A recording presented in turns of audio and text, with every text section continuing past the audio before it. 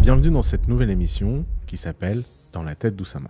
Dans cette émission, mon but, ça va être de vous montrer comment je réfléchis, à quoi je pense, et c'est un tête-à-tête. Pas d'invité, des moments un petit peu longs qui vont vous permettre de développer ma pensée et peut-être vous donner envie à réfléchir sur des sujets. Le but, c'est de faire une émission interactive. N'hésitez pas à me dire si vous avez des commentaires, des envies, des suggestions, des sujets que vous voudriez que j'aborde. Le but de ce petit exercice, c'est aussi de me faire réfléchir, d'apprendre des choses, d'être là avec vous et de réfléchir à voix haute. Alors, des fois, je vais dire des bêtises, ça va pas être forcément incroyablement scripté, je n'ai pas un temps de préparation infini, mais je vais essayer de vous donner la matière la plus brute de jus cérébral que je peux vous confier. Bienvenue dans la tête d'Oussama, c'est parti pour un premier épisode.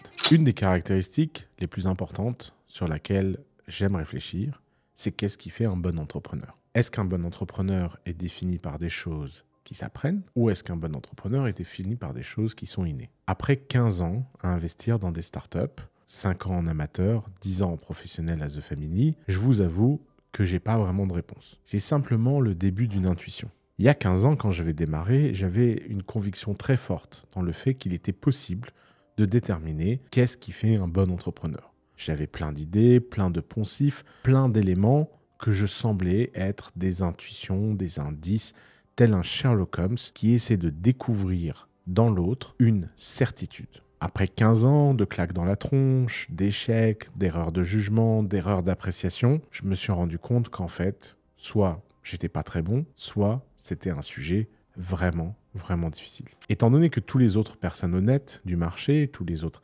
investisseurs que j'ai rencontrés, les autres entrepreneurs partagent avec moi l'idée qu'il est très difficile de savoir qui fera un bon entrepreneur. Ça me rassure quelque part et je me dis que effectivement, c'était pas un problème si facile. Alors, pourquoi? Tout simplement parce que l'entrepreneuriat, c'est extrêmement chaotique.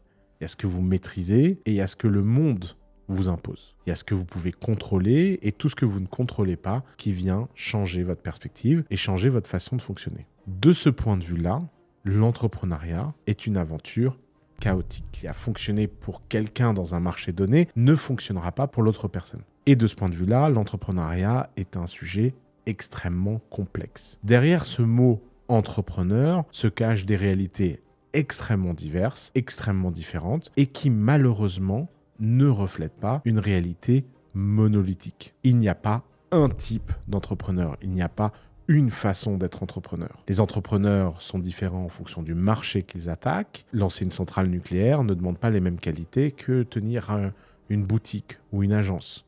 Développer une entreprise dans la fusion nucléaire ne demande pas les mêmes capacités que développer une entreprise dans le hardware ou développer une entreprise qui fait un SaaS B2B pour les banques. Cette réunion et cette connaissance, c'est ce qu'on appelle le Product Market Fit et le Founder Market Fit.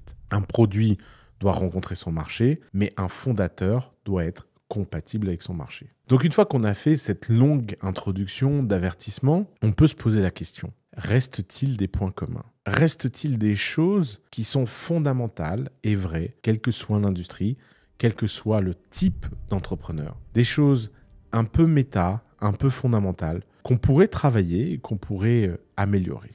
Alors, je ne sais pas si les caractéristiques que je vais vous donner sont innées ou acquises, mais de mon expérience, elles donnent un avantage fulgurant lorsqu'on est entrepreneur. Évidemment, il ne s'agit pas de maîtriser ces 6 capacités que je vais vous citer, mais ces 6 capacités, elles ont le mérite de vous permettre de faire la différence. Alors, c'est quoi pour moi les 6 caractéristiques secrètes des entrepreneurs? La première, c'est la détermination. La détermination, c'est sans doute l'élément le plus différenciant entre les entrepreneurs. La détermination, c'est cette énergie que vous venez puiser au fond de vous lorsqu'il n'y a plus aucun espoir. On vous dit que vous avez tort, on vous dit que vous êtes nul, on vous dit que vous n'avez aucune chance, on vous dit que vous êtes au bord du précipice et que la meilleure chose qui puisse vous arriver, c'est de plonger. La détermination de continuer même si on a échoué systématiquement. La détermination de pousser à bout sa volonté, son esprit, être sûr qu'on a quelque chose en soi qui est la mère de toutes les qualités, à savoir le courage. Il y a un lien entre le courage et la détermination. La détermination nécessite du courage et le courage se nourrit des déterminations passées. La détermination, c'est ce qui fait qu'à un moment donné, on ne lâche pas. À ne pas confondre avec l'obstination, qui est le fait de continuer quelque chose qui de toute évidence ne fonctionne pas, en espérant qu'un jour, ça finira par fonctionner. Ça, c'est de la folie, c'est de la psychiatrie, et c'est sans doute très souvent un manque de courage. Le manque de courage de reconnaître l'échec, de reconnaître la capacité à se dire qu'on s'est trompé. Et ça donne la deuxième caractéristique très commune entre tous les entrepreneurs. Cette caractéristique, c'est la flexibilité mentale. Qu'est-ce que c'est la flexibilité mentale?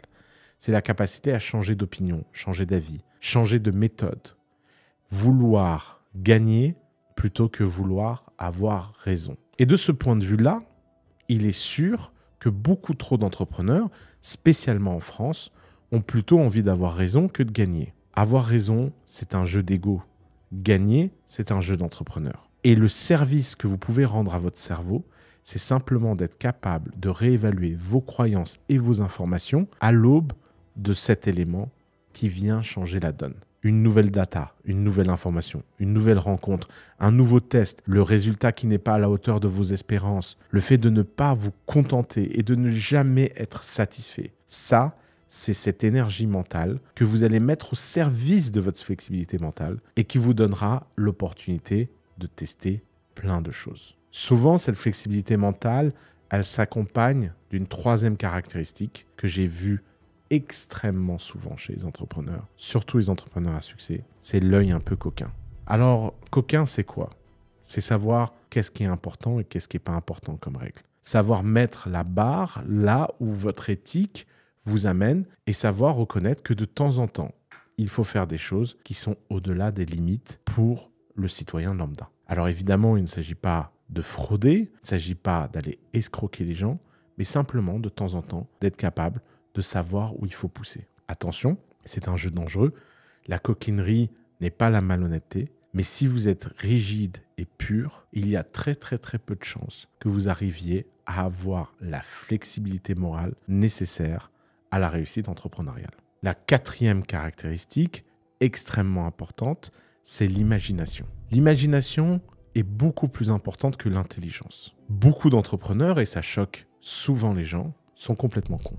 Ils sont cons dans le sens capacité intellectuelle. Il y a énormément d'entrepreneurs qui sont des gens simples. Et rappelez-vous, la nature du marché détermine les conditions d'exercice de ce marché. Et l'intelligence, c'est plutôt une caractéristique de marché. Par exemple, si vous lancez une société de ménage et que vous êtes Einstein, il est fort probable que vous finissiez par vous noyer dans un verre d'eau et que vous n'arriviez jamais à mettre votre cerveau extraordinaire au service d'une problématique extrêmement simple et brutale. Nombre de femmes de ménage, nombre de clients, multiplication des deux, résolution des problèmes et de la complexité logistique. Pour réussir, il faut donc être adapté au marché dans lequel on est. Et l'intelligence n'est pas forcément adaptée. Par contre, l'imagination, la capacité à voir les choses telles qu'elles devraient être et non pas telles qu'elles sont. La capacité à voir les choses différemment dans d'autres angles. La capacité à se projeter, à imaginer et à développer une philosophie hors du commun et une philosophie qui sort de l'ordinaire, ça, c'est utile quel que soit le marché dans lequel vous êtes. Et vous verrez dans ma philosophie profonde et dans mon opinion sur l'entrepreneuriat réellement légendaire, celui qui est là pour créer des choses qui dépassent l'entendement, qui dépassent ce que la majorité des gens font, et il faut être singulier. Et l'une des meilleures façons d'être singulier, c'est de développer ce muscle de l'imagination. Évidemment, toutes ces caractéristiques ont un autre élément qui est l'entourage, la capacité, le jugement des gens. Alors ça, c'est sans doute l'une des caractéristiques les plus rares, mais qui est extrêmement prédictive du succès futur. La capacité à savoir si quelqu'un est la bonne personne ou pas. La capacité de jugement de la nature humaine, des capacités de savoir si les gens sont bien à leur place et si on peut leur demander la bonne chose, la capacité à transformer la volonté des autres en votre volonté propre et le fait de pouvoir aligner les gens, c'est essentiel si vous êtes ambitieux dans l'entrepreneuriat. Développez vos qualités humaines, développez votre loyauté, développez votre amitié, donnez sans compter, même si certains en profitent, ça finira toujours par payer. J'ai cette croyance que je ne sais pas si elle est vraie ou pas, mais les gentils gagnent toujours, et notamment parce qu'ils se font plus d'amis. On parle souvent de networker, de réseau, ça a beaucoup moins d'importance que l'amitié sincère et l'amitié profonde. Et pour finir, la dernière caractéristique, sans doute une des caractéristiques les moins courantes en France, c'est celle de savoir raconter des histoires.